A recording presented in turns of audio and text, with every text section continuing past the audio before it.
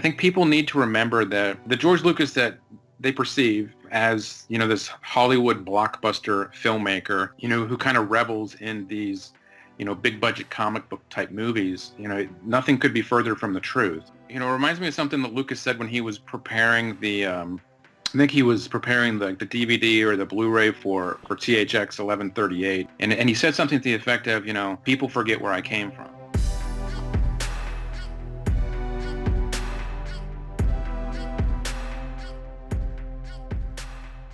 It's very interesting that Lucas will forever be known as the creator of Star Wars. On the one hand, I'm sure that's fantastic, and he couldn't be more proud. But at the same time, you have a lot of his peers, like Francis Ford Coppola, who kind of looks at the fact that, that Lucas kind of got so sucked into this one franchise that he kind of looks back with wonder on what things might have been, the different movies we might have been, rewarded with from, George Lucas, the experimental filmmaker.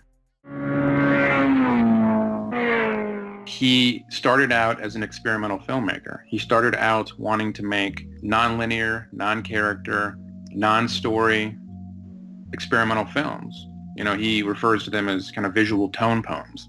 This is very apparent when you see the films that he made at USC.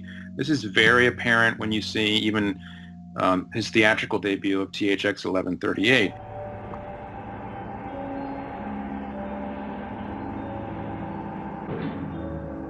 When it came time for THX, one of the things that they clearly wanted to do was to make a film where the sound and the pictures were kind of free-floating.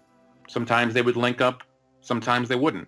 And it would really stretch the audience's mind to try to figure out the connection, how these things went together. And, it's interesting when you think about that, because those kinds of things are running through, the rest of Lucas's movies. And I think that's particularly what we're talking about now, where we have these moments that exist in one movie and these moments that exist in these other movies. And sometimes they line up, and sometimes they line up in very profound ways.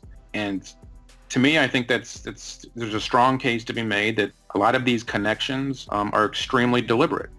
At what point do we start to see there's so many examples, there's so many times when these moments are lining up down to this just extraordinary level of detail, and they're lining up, at the exact same moment across films, where we start to wonder, or at least just ask the question, was Lucas experimenting more with these movies than we realize? And was he really trying to push the boundaries of narrative and visuals and the medium in ways that, maybe we're just now starting to understand?